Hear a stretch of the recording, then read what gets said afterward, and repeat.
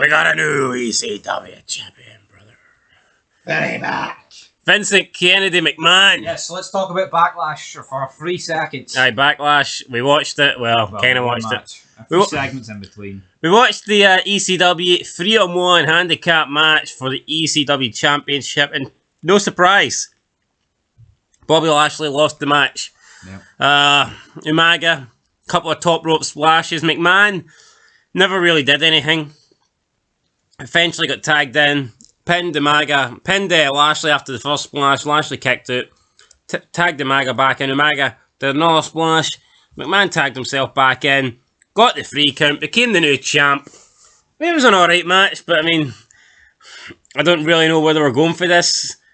It was... You're never going to get a bad match with Shane McMahon and Vince in it, because there's just some comedy element to it that always works. But you know, it's like Umaga and Lashley were evenly booked for the past couple of months against each other. It just doesn't make any sense how you can add 2 people onto Lashley's side and he would lose. I mean, 2 people onto Umaga's side and he would somehow lose. I mean, I don't think that makes any sense. I don't think that's going to happen. And you know what, guys? It didn't happen because, like I say, McMahon is your new ECW champion. And, yeah, then we kick off the ECW show itself with Bobby Lashley. He comes out. He's not happy. Apparently, he's injured. Apparently, he is... I don't know if it's severe or not, but he wasn't competing tonight. He's pissed off. He's not happy. Estrada comes out in a wheelchair, selling the beating that Lashley gave him a couple weeks ago. Estrada says... He mentions a bunch of names that Lashley cannot touch, physically make contact with. And the names are...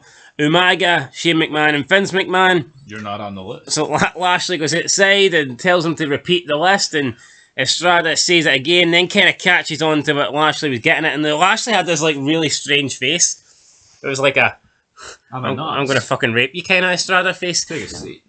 And then he takes him out his seat, fires him into the steel steps. Great spot. Estrada goes flying over the steps like Mick Foley, and the wheel of his wheelchair like fucking spun round for 10 minutes straight. It was mental. I mean, I don't know if they... It was almost like a foreshadowing thing you'd see in a TV show. Breaking Bad or something. They start the episode and you just see the wheel of the fucking wheelchair spinning. Yeah, I mean, this was a good segment. This was a good start to the show. I mean, it was a pretty crazy wheelchair stunt, to be fair. Like, right into the fucking steel steps he went. Like, and it was mad how I don't know how the wheel kept on spinning and spinning and spinning, but it did. Actually, a lot of stuff happened in this show. I think one of the best ECWs we've seen in a bit of a while, to be honest. So, yeah, we get that. And then backstage we have, the show is the ECW. The show is the ECW website, or the ECW part section on WWE.com. And you've got, like, a new ECW champion, Mr. McMahon. You've got originals pissed off, like RVD, Sandman, etc. You've got Bobby Lashley injured. And then you've got Condemned airing in cinemas, and you think, oh, and this is just the ECW section. I mean, fuck me, you know what I mean? It looked epic. You went on WWE.com, and what are they going to have now? Oh, fucking preview for tonight's Raw. Cedric Alexander versus Ricochet. You need to know before tonight's Raw. No one relevant will be on it. Like, see when they tell you the 3 things to know, I think it's 3 reasons. They may as well say 3 reasons not to watch. Each person back in the day could have about 3 fucking reasons. I alone. Yeah, and see now, they see the 3 reasons why you need to watch it. It's basically 3 reasons why not to watch it. Yep.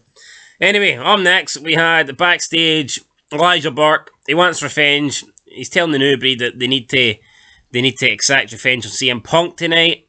CM Punk's in the ring. The new breed come out, well, at least Kevin Thorn comes out, so it looks like he's going to be the guy to take on Punk, and he loses in about 2 minutes. Which is not very good for the new breed. He comes backstage, the new breed are pissed. Elijah says that he'd have beat Punk. He says Striker would have beat Punk. He says Corvon would have beat Punk. He says even Ariel would have beat Punk. Kevin Thorne's no happy, and he quits. Kevin Thorne quits the new breed. He's supposed to be a vampire, look at this. Oh, I quit. Could they not give this to, like, Striker, and then... Imagine Thorne just stuck his fucking fangs into Elijah's neck. Cool. How do we have cool it? And the blood splattered like it did in... Vampire killed fucking... See, to me, this new breed would have been better, I think, with Mike Knox. I've probably said this before. Yes, yeah. I think he would have made multiple times. I mean, if you want to... you know, you could have had him in it, like... I don't know. Doesn't make a lot of sense.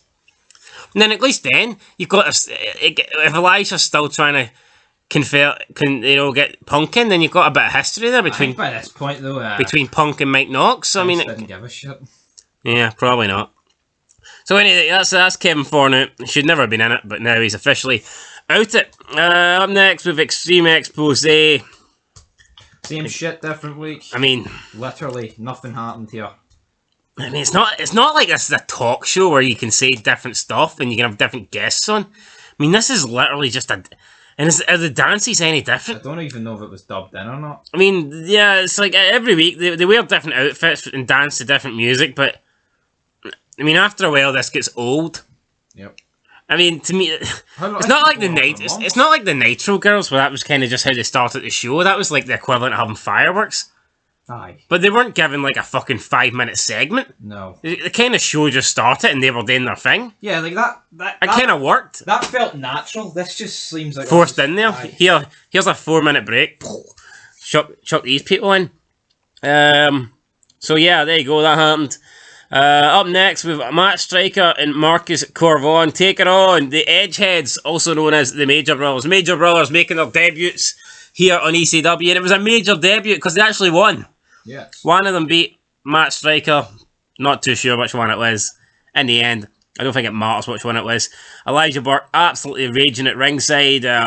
He's basically telling Striker he should be ashamed of himself. I thought he was going to kick Striker out, but it appears as if he hasn't done that just yet. So, I don't know what's happening here, but the New Breed's falling apart. Yep. The New Breed is pretty much done at this stage, it looks like. Just a 3-man band. And, I mean, I don't know how I feel about it. I feel like Corvon kind of just got chucked into the stable before he could get any real momentum. It's so retarded. He debuted and then after a couple of weeks, he was kind of just... how can they drag out a feud so long between a 4-on-4? Punk joins and then, like, it's over in a week, that? Yeah. I don't know. It doesn't make much sense. Anyway, up next, where McMahon comes out. He brings out the ECW Championship. He does a weird walk to the ring. McMahon being McMahon. The originals come out. All throughout the night, there was wee segments with these guys, by the way, pissed off. Sabu never got to speak. Yeah, Sabu was just like tossing objects about backstage. Even when they were in the ring, McMahon's addressing them all, and he gets to Sabu, and he's like, I don't want to talk to you. I'll talk to you later, buddy. McMahon says he doesn't defend his title against drunks. And that kind of rules out the fucking Sandman. Junkies. Oh, the junkies would kind of rule out everyone, wouldn't they? Maybe apart from Dreamer. Wasters. And Dreamer got I'm sure he was going to give it to Dreamer, then he laughed it off. Keep on dreaming, pal. Anyway, McMahon says one of these guys he will take on next week, and we're going to find out who that man's going to be when we have an Extreme Rules Fatal 4-Way. McMahon calls it a 4-way dance. But that just doesn't work. Even though I think the 3-way dance in ECW was elimination. Yep. Was it? Yeah. So a 4-way dance should technically be elimination. That would have been a clusterfuck. And then they have an Extreme Rules match, and it was a pretty good match in the end. RVD win. I mean, who was going to win? Let's be fucking real here. Yeah. I mean, it was always going to be. There was a cool suplex they did through the table, which they repeat at One Night Stand. So yeah, cool suplex through the table, and then RVD took advantage. Frog splash through the table. It was a very sloppy match at the start. It was. I mean, but what happens? We're getting Wong into the ring and bouncing him straight back out. I mean, Sabu, the guys. I don't know. Anyway, RVD wins. He confronts McMahon after they have a face-to-face. Then the show goes after there. But a pretty action-packed ECW. I'll give it a 7. I really enjoyed it. You got Bobby Lashley coming out, apparently injured, but destroys Estrada. There was nothing bad apart from the repetitiveness of the fucking... Extreme Expose dance. You Kevin Thorne getting chucked out, quitting the New Breed. Yep. After losing to Punk. You'd Matt Striker getting... It was funny them getting beat. You had Matt Striker getting... The segment was great. The match, Extreme Rules match... Debut of the Major Brothers, going to be awful. Pretty cool show. So, yeah, I don't know. I'll give it a 7 as well. Screw it, why not? 7's pretty fair. It was one of the best shows I think we've seen in a while. Probably the best show since the post-WrestleMania one. Right. Maybe even better than that. It wasn't that long ago. But, 2006. Well, no, but the main event dragged that one up, so... True. Anyway, guys, that's it. 7 out of 10. Until next time. Peace. Peace.